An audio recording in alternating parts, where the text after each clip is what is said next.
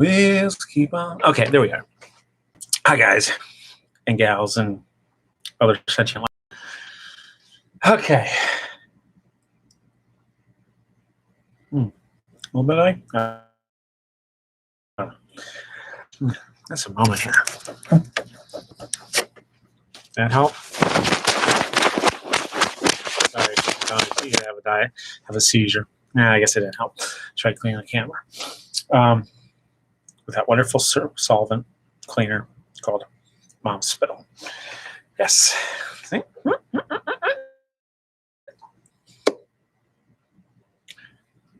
100% organic. Got another big box of Barnes & Noble box here, just like the last one I did. This was box number 150. I know I got 300 plus in the big scheme of things. And those are the ones I just shipped by movers. But because this is a big Barnes & Noble box, there'll be some big books in here, as you saw. So let's get into it. First of all, Gabba Gabba Punk. Boom, boom. The Best of Punk magazine, edited by John Holstrom and Bridget Hurd. Forward by Deborah Harry and Chris Stein. I got this because John Holstrom was at a comic show. Yes, he had continued cartooned for Punk magazine. Had done album covers. So I got him to sign it. And it's not, I don't think that is printed, but first he did a little wordplay on it. So I'm not a big fan of punk rock, but hey, it's a nice history book. He's a cool guy. Still working. Under that, we have, yes, this is, I believe, a bargain book. Test press, but hey, it is Playboy cartoons. Playboy the cartoons. Now, Playboy, if you're listening, I don't know if you're still out there, still in business. I know your magazine is long gone. Good magazine, though, even after you got rid of the centerfolds. Would be nice if you could do, like the New Yorker, to do a complete Playboy cartoon collection. Something like this with, oh my.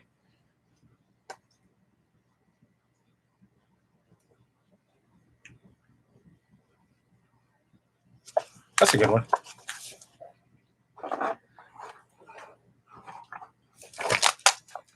Excuse me about that. We'd rather you didn't smoke here, Senator.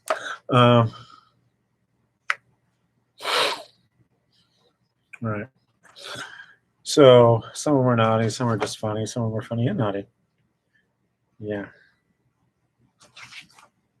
Including some actual cartoons like Dirty Duck, comic books. Shimmer and Jones.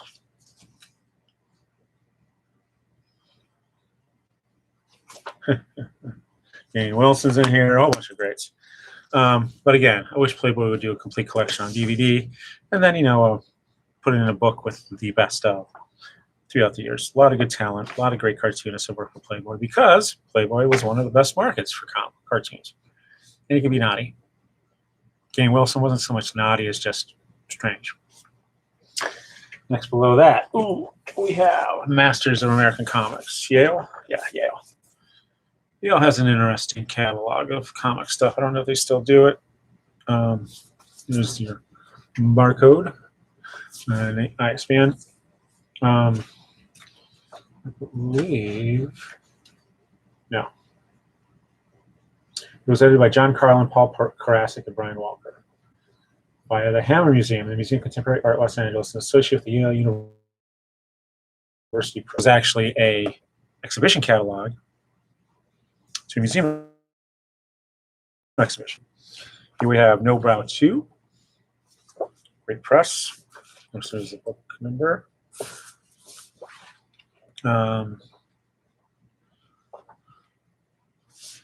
They kind of went the art book route. They do some wonderful kids' books. Nice, wonderfully illustrated.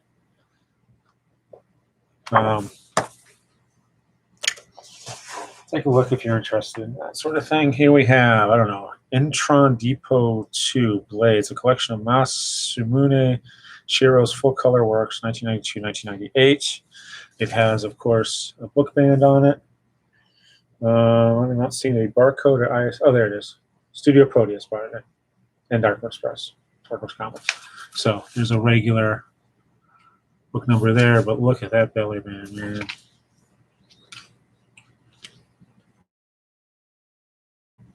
size Shinsha, printed in Japan. And if you're wondering, here's an example of the interiors. This retailed for $38 back in the day. So, hey, not a bad deal for that. Oh, yes. Speaking of another academic press, technically, Abrams published Kirby, King of Comics by Mark Evanier. Yes, go read his blog if you're interested in Hollywood and or comics and animation. This I picked up at a New York Comic Con because Abrams had a great, just look at that original art there. Because Abrams always has a great display.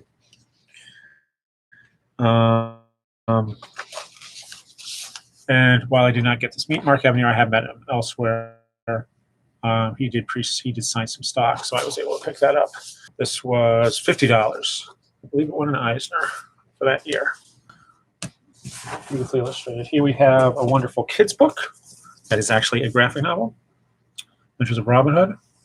This is, oh yeah, Candlewood Press, which is always, it's had a pretty good line of comics and cartoons. I think because, I don't know who their editor is or publisher. They did acquire Toon Books, which just adds to that, to their list of great titles for kids or younger readers. Next, how's this make it a little tight? And here we go. Reprint of Art Spiegelman's Breakdowns. The original, if you can find it, sold horribly. But again, then it became rich and famous. So they reprinted it. 1972, 73, 74, 75, 76, 77, and 2005, 2006, 2007, 2008. Pantheon. Here is the facsimile of the original. You can find that from Bellier Press. For those who have thousands of dollars lying around, it's 0914. Okay, let me do this over. 0914646141. Originally cost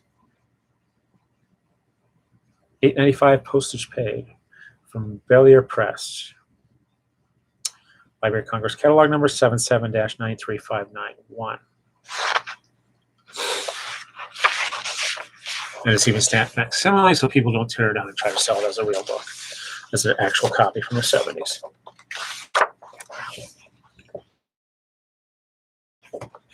And there's the back of it. So, I don't know how much of this is. Oh, wow. So that is the original book, Breakdowns. And then he has the afterword after it. Of course. This is where else we can put the afterword. And adults only. Now, I went to a signing, I think. Yeah, I had a guy sign. Here's the second copy of it, which is nice. $27.50. I don't know if these are probably still available. Oh yeah, there he is. Yeah, I remember this. It was at, I think, one of the last New Yorkers book countries. That's 2008. And he had a USA out of NYC button. Oh yeah. Yeah, 3% discount on it, so it only cost me $19.25. So $27.50. And it's signed. That's just for schnitzel giggles. I'm going to go in and search this book.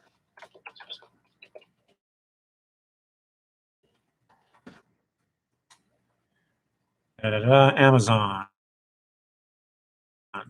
So that it's loading. Hardcover,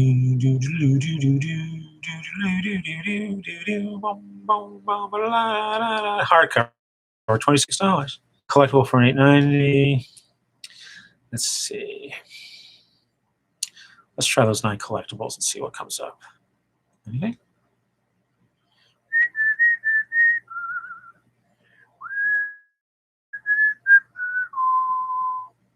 Huh. Okay. So the original is still affordable. Now, if I enter the original ISBN. I'm not going to do it on Amazon. I'm going to do it on Google. Yeah.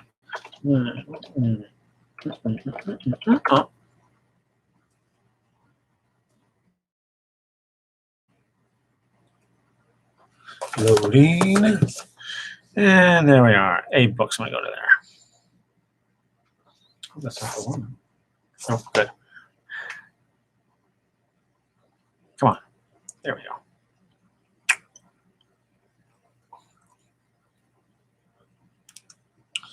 The original hardcover breakdowns, which is slipcased. Wow. Has a window cut out of it. So you can see one of the covers. $350, more or less. Well, that's the only one actually available. View all collectible editions of this title. No. 3 used from $95. I don't think that's the same one. If it is, oh my gosh. Yeah, with the slipcase. Fine. Dust Jacket edition. No Dust Jacket was printing with its fine tobacco odor. Fake tobacco odor. Let's find. Yeah, wow. $95. That's not. $195, $209. Wow. All right. So pretty cheap for one of his first published works, I think. Then we have also by Art Spiegelman, In the Shadow of No Towers. Keeps right after the tragedy. It's stuck in. Yeah, that's a printed signature, sign. But interesting take on it. Basically, I see just about anything Art Spiegelman does grab. And then, oh man, this is a 10-year-old edition. I gotta get the 50th at some point. The Doonesbury Retrospective, 40th Anniversary Edition. This, I believe, yes, is autographed. And what was great is the year, this was one of those holiday titles that Barnes & Noble selected. So I went across the street. Here's what the slipcase. That's what the cover looks like. Wow. Actually, I love that press pass. And this is part of the stamp book they did, I think, in the 90s. Anyway, so this was one of their holiday titles because, hey, it makes a great gift. And he did an event, and it says here, it's autographed copy. Have I ever thought to look in here to see if it was autographed? And I don't think it is. However, I did buy it. It was 50% off. Oh, there it is. Okay. That's another good cover. Another good. Right there.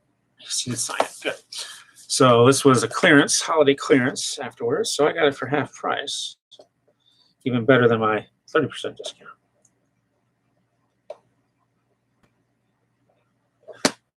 And yeah, including his jail cartoons, which I have an original copy of that lying around somewhere. Plus, I think the reprint they did of it. Of course, he just celebrated his 50th anniversary. I think last fall.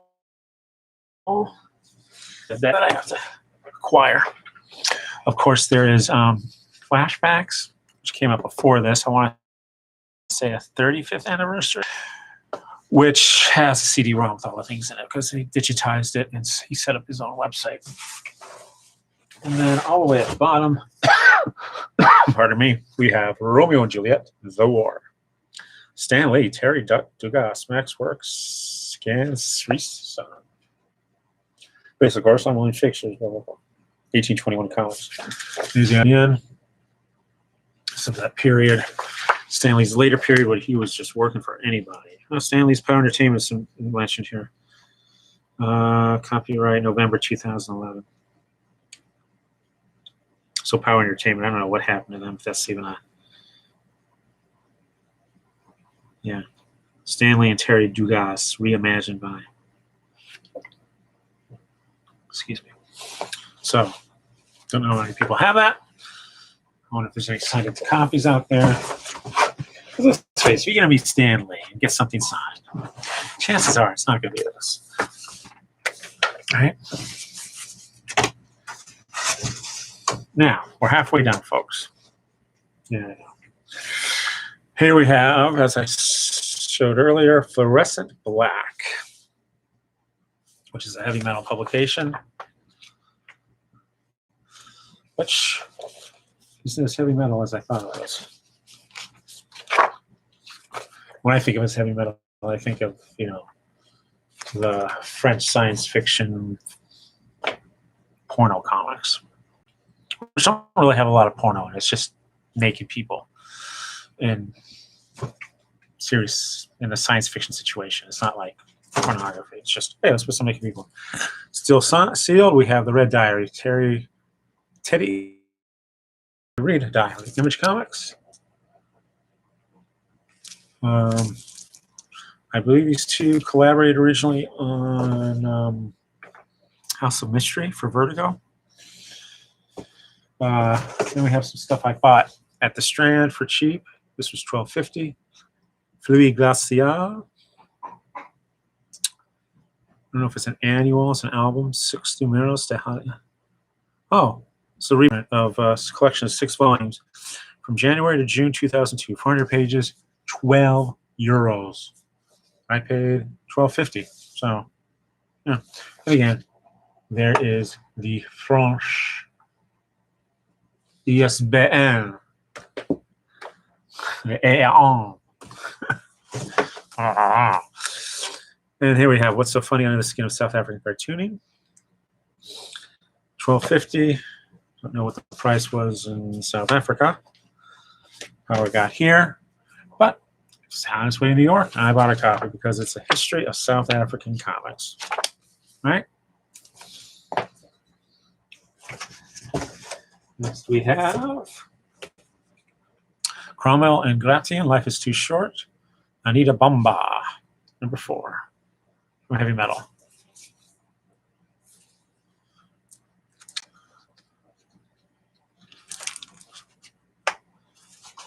So again, that's more of what I recognize as heavy metal. And we have, just because I'm poor doesn't mean I'll go without, Anita Bamba 2. Volume 1, as far as I can remember. And Volume 3, One Day I Quit My Job. And then we have, it's a picture book, but it is Chris Van Allsburg, The Sweetest Fig.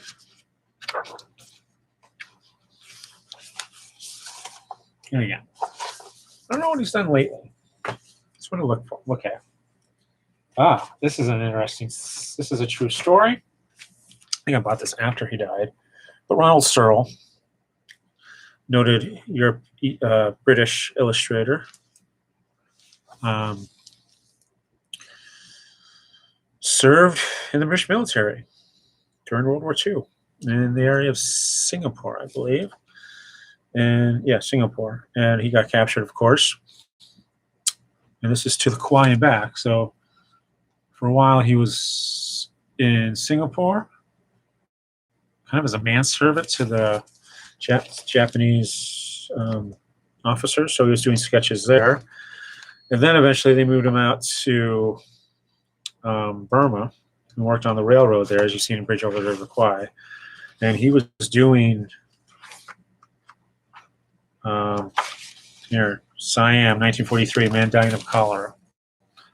He was doing basically sketch diary of his experience as a prisoner of war, being forced to work on the railroad. And of course, if he had been caught, he probably would have been killed. At the end of the 3rd year in captivity, 1945. These were later collected into an exhibition. 1945.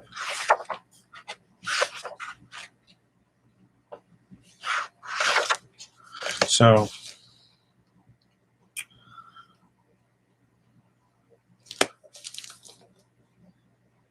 I grabbed that just because amazing story. Plate 160, sort of. Here we have James Bond 007, The Phoenix Project, which I think is, yeah, Titan Books publishes these, which are comic strip collections. Yes, there's a James Bond comic strip out there. Then we have, he's now a major movie star, well, producer, The Complete K Chronicles, a comprehensive collection of Keith Knight's award-winning comic strip. I've known him way back when he was still on the indie circuit. I think I met him at a few SPX and or Mocha Fest. He is now has a TV show on Netflix, I believe, about a great editorial cartoonist. I mean, it's not editorial. You want to call this editorial cartoons, but they are. He had a regular comic strip, which I think is what got adapted into the TV series. But yeah, check him out.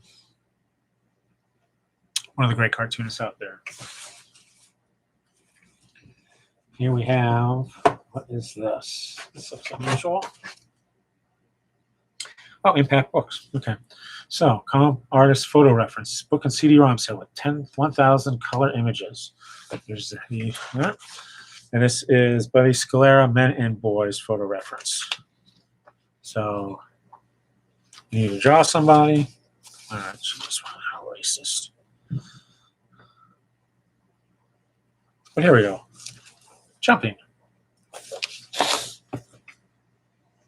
And then we have Incredible Comic Book Women with Tom Wynn. The Kick-Ass Guide to Drawing Hot Babes. That's a warning sign right there. I would not recommend this. I would instead recommend any How to Draw Women book by an actual woman. If you search online, there's a wonderful piece that a female cartoonist did on how the actual physics and anatomy of breasts. But again, here you go. An example. Of course, the question is, who is Tom Wynn? For example, you want a good impact press book? Colleen Duran, right there. In the back here, conclusion.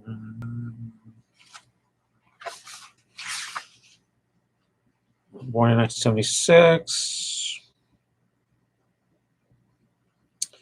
Age of 19, he became an inker at DC Comics, X-Men Unlimited, Superman, Man of Steel, Batman, JLA, Adolescent Radioactive Black Belt Hamsters, Ghostbusters, and Green Lantern. Also worked on Marvel cards. So anyway, also recommended How to Draw Women. The Shoujo, I think Graphic Show has done a whole series of how to draw manga books, which is just how to draw comics. You can change the style easily. But each volume usually specialized mecha, pretty girls, what have you. And those are pretty good and fairly easy to find. Hopefully. They've done about 30 or 40 volumes. So. Then we have in here Peanuts Treasury. Of course, is not, which I don't say of course, but I don't know. This is from 1968. Holt, Reinhardt, and Winston. God, there's only about maybe 15 books there. 1, 2, 3, 4, 5. 20, I think the book club edition, because one, I don't have a dust jacket.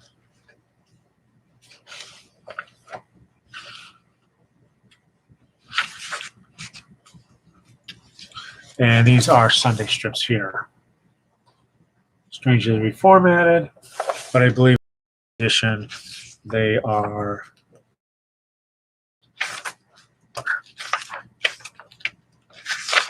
still. I don't know if this is my brother's copy. I don't think it's my brother's copy because why would it be in a Barnes & Noble box I shipped to New York? No, this is just an extra copy I bought. But I had a copy as a kid. Our family did. So we read and reread that a lot back in the early 70s. Here we have Eastman and Laird, Teenage Mutant Ninja Turtles 25th quarter century celebration. Heavy Metal, because I believe they still owned it at the time. 25th anniversary, gosh. It's not that long ago.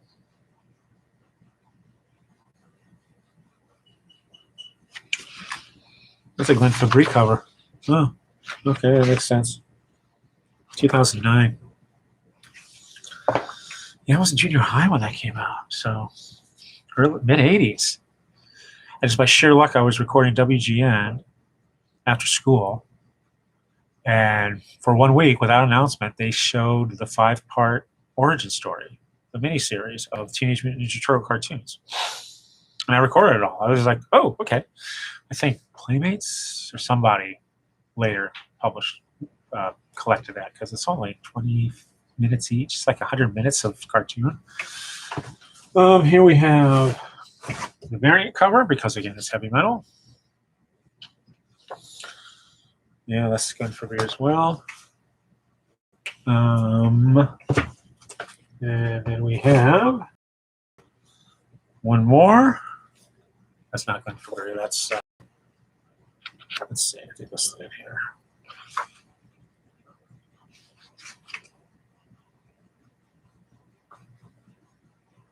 Bodie's the new. Let me just make sure these are all the same.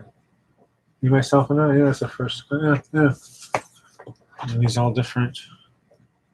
53. No, they all have the same EANs, just different colors. And then at the bottom we have On the Ropes, which is a sequel. Should know this, Kings of the Size, which was one of those early literary graphic non-arc advanced reader copy. Norton reprinted this. I don't know who did the original edition. Might have been Kitchen Sink Press. Because like, who else would have done that? Yeah. But History Comics. So the first one is him as a hobo, and here he's working in a carnival, the magician's existence. WPA Circus. James Vance created the Crow, or worked on the Crow.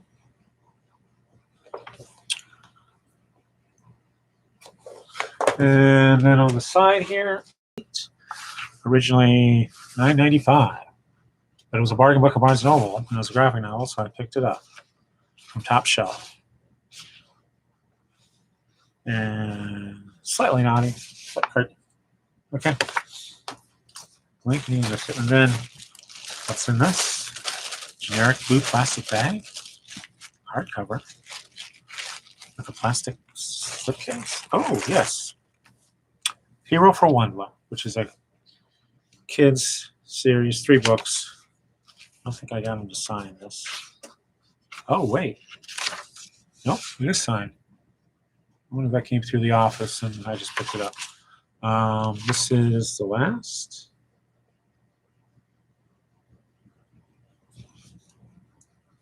Yeah. So it's a good series. My only criticism is it has augmented reality in here. But, of course, you need a computer. Like here, I could use this webcam to view it. But in the book, it has this little device there. That's like a portable computer that they have. And you think, hey, why don't they have a phone app that does that? There's a camera on there. That would work, right? Not quite. Maybe I should buy this. Reprint. Books of Wonder. Hero for Wonder. I guess he was doing a signing there, maybe? Oh. $18 or $20 total with tax. Huh. So, what a nice trilogy of story.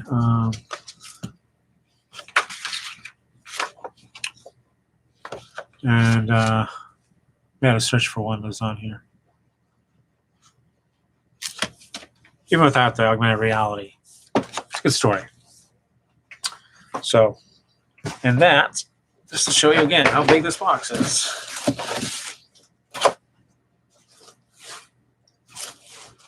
These are copyright on this? But this is the largest box that Barnes & Noble ships stuff in. Not usually always full. What they would do is they would have a cardboard flat, a little bit smaller than this. They would pile books onto a certain height, shrink wrap it, toss that inside of here. we can ship the box out. No other packing material needed. The shrink wrap. It will not get damaged. This looks much different. We'd open it up, usually upside down. Do a quick X on the back where the cardboard was. Throw that out. The plastic shrink wrapped kept stuff from shifting, and we would just scan it, put it on a cart, send it up to the sales floor. Yes, that was many decades ago. So that, my friends, viewers, hangers on, and AIs, if you're watching, hi, is that for that box. Very heavy because a lot of these are art books, glossy paper. It wouldn't surprise me if that weighed 70 pounds. Thankfully, it's going on the bottom of the third pallet. I'm going to try and start at a nice level there. I don't know if I'll be able to, but I think that third halfway, if I fill it up full, maybe about 4 feet. And then I can work on the comics back there. So, again, thanks for watching. Comment, subscribe, share. And I hope you'll see me soon. But for now, bye. Have a great weekend.